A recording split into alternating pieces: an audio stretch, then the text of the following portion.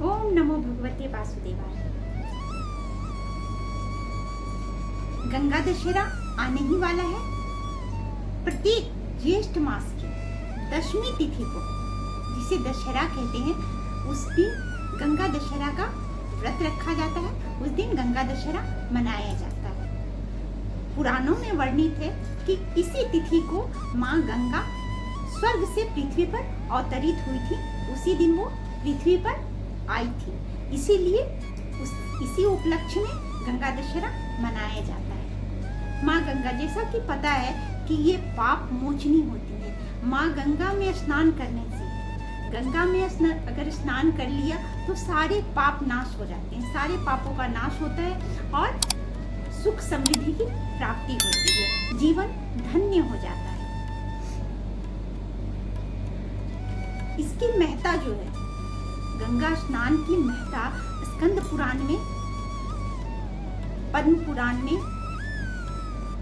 नारद पुराण में, भविष्य पुराण में, सभी में वर्णित है। तो गंगा दशहरा के महत्व की बात तो जहाँ तक है कि ये कहा जाए कि अगर इस दिन गंगा जी में खड़े होकर के, गंगा जी में स्नान करके और गंगा स्त्रोत अगर 10 बार पढ़ लिया जाए तो सारी मनोकामना पूर्ण हो जाती है। अब बात आती है कि सभी तो गंगा स्नान कर नहीं सकते, क्योंकि गंगा सभी के पास उपलब्ध होती नहीं है। तो कैसे गंगा स्नान करें, इसका कैसे लाभ लें, कैसे पुण्य कमाएं? कुछ लोग तो चले जाते हैं गंगा स्नान करने, कुछ जगहों पे गंगा जी बहती भी हैं तो वहां भी चले जाना सहज है, सुलभ है। लेकिन जहाँ गंगा जी है नहीं और सभी जा नहीं सकते, तो वह कैसे इस पुण्य को प्राप्त करें? या कुछ जो हमारे भारतीय सनातनी हैं, वो विदेशों में बसे हुए हैं, तो वो कैसे इस लाभ को प्राप्त कर सकते हैं, इस पुण्य को कमा सकते हैं? तो इन सारी बातों की चर्चा मैं अपनी वीडियो में करूंगी, लेकिन इसके पूर्व पहले हम कथा सुन लेते हैं, जिसके उपलक्ष्य में गंगा दशहरा मनाया जाता है, जिसके उपलक्ष्य में ये व्रत रखा जाता है, गंगा स्नान किया जाता है। तो कथा कुछ इस तरह से है कि महाराज सगर, ये राम जी के पूर्वज माने जाते हैं, पूर्वज हैं। तो राजा सगर बहुत ही दयालु प्रतिभाशाली राजा थे। तो एक बार उन्होंने अश्वमेध यज्ञ किया, अश्वमेध यज्ञ किया और उस यज्ञ की जो जिम्मेदारी थी, जो उस यज्ञ की सुरक्षा का भार था, उन्होंने अपने पौत्र, अपने पोता अंशुमान को दे दिया। अंशुमान देख रहे थे यज्ञ की सारी जिम्मेदारियों को संभालते हुए, यज्ञ की सारी देख रेख कर रहे थे। अब राजा सगर की इतनी महिमा थी कि देवराज इंद्र भी घबरा गए। वो घबरा ही जाते थे, क्योंकि देवताओं का जो ये इंद्र का जो सिंहासन है, वो कोई भी प्राप्त कर सकता था। अगर किसी ने इस यज्ञ को पूर्ण कर लिया, या फिर बहुत ज्यादा जो दयालु प्रतिभाशाली, जिसकी महिमा जो है बहुत ज्यादा है, वो इंद्र के सिंहासन को प्राप्त कर सकता था। तो इसको देखते हुए देवताओं के राजा देवराज इंद्र घबरा गए कि अगर सगर का, महाराज सगर का ये यज्ञ पूर्ण हो गया तो कहीं उन्हें अपनी गद्दी से हाथ ना धोना पड़े, कहीं उनका सिंहासन ना छीन जाए। अब इसी कारण से इंद्र ने राजा सगर के घोड़े को, उनके अश्व को चुरा लिया। अब उन्होंने चुरा लिया, जिन पे जिम्मेदारी थी अंशुमान पे, उन्होंने देखा कि अश्व, यज्ञ का अश्व जो है कहीं नहीं है। अब वो 60,000 प्रजाओं को, सैनिकों को लेकर के यज्ञ की खोज में निकले, अश्व की खोज में निकले। अश्व उन्हें मिल नहीं रहा था। अश्व को खोजते खोजते धरती को खोदकर पाताल लोक पहुंचा गया। देखा गया कपिल मुनि, कपिल मुनि अपने आश्रम के बाहर तपस्या में लीन है और वहीं पे यज्ञ का अश्व, यज्ञ का घोड़ा जो है वो चल रहा है। देख करके अंशुमान को लगा कि महर्षि ने अश्व को चुराया है, उन्हीं के द्वारा चोरी की गई है। शोर सुन करके कपिल मुनि की आंखें खुल गई और उन्होंने क्रोध से प्रजा की तरफ, उन अंशुमान की तरफ, उन 60,000 लोगों की तरफ देखा और सभी जलकर भस्म हो गए। सभी वहीं पे जलकर भस्म हो गए। फिर आगे की कथा ये है कि आगे जब समय बीता तो सगर के पुत्र हुए, फिर दिलीप हुए।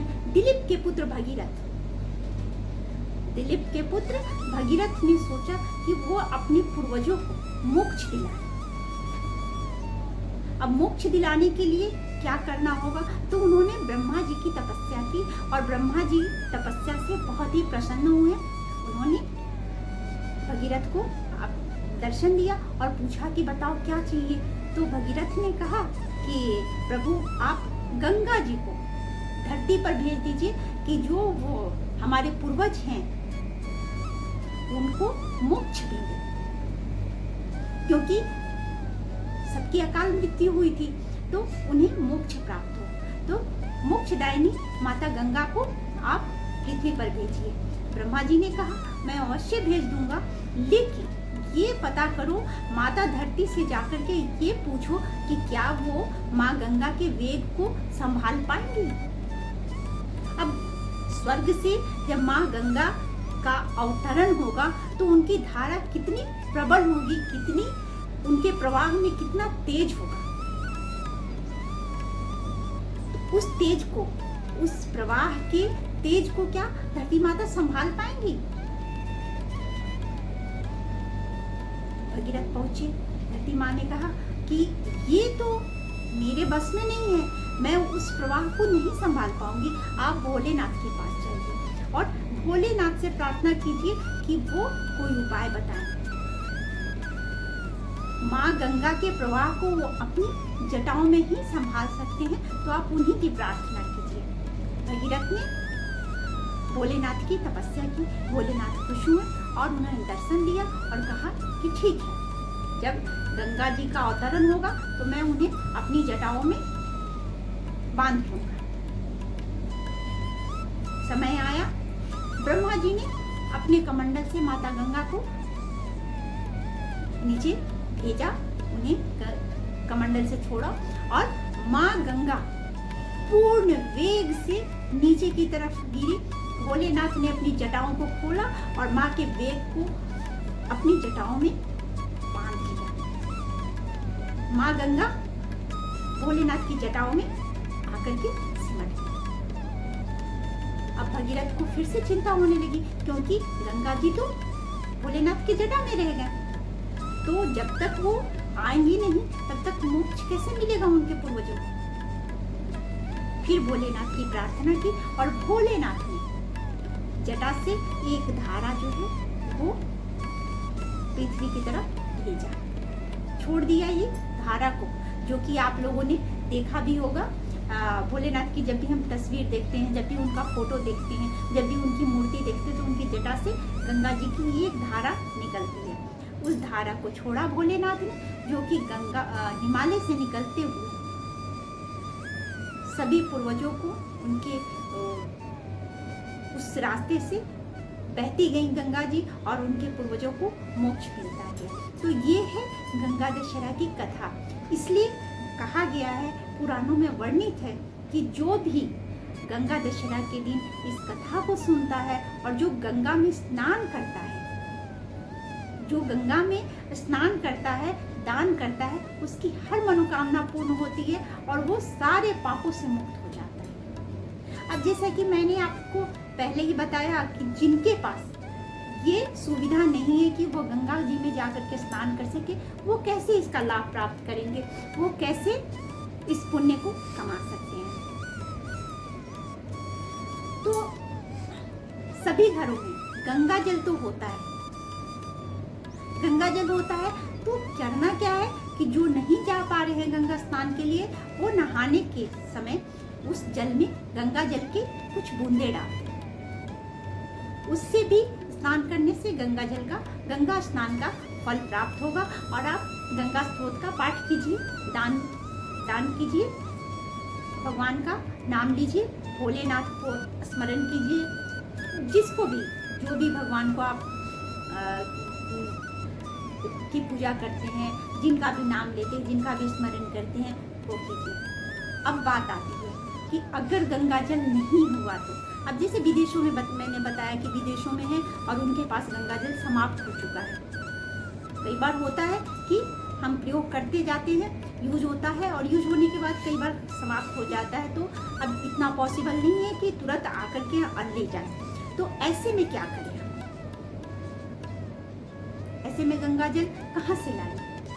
तो जो हम पूजा करते हैं और पूजा पर जल जो पात्र में रखते हैं और आचमन करा के या चरणामृत आचमन जो कराते हैं भगवान को शुरू में, उस आचमन किए हुए जल को भी अगर हम